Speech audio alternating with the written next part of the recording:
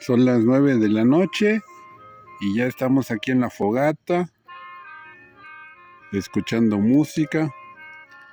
La Vero con las patas sobre la leña. Acá está el Poncho y acá está el Beto.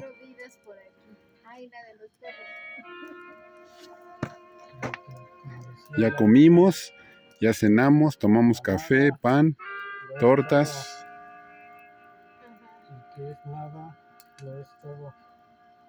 Y ya.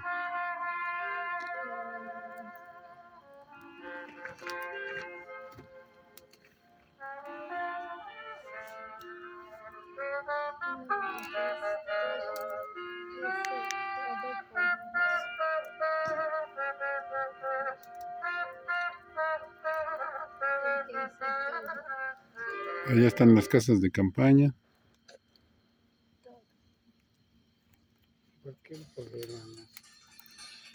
Ahí está el perrito. Ya sé.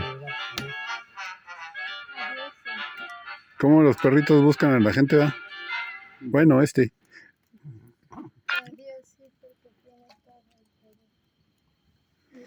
Y nosotros. Por allá se quedan.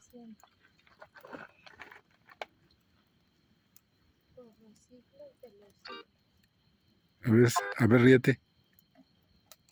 Se te ven los dientes.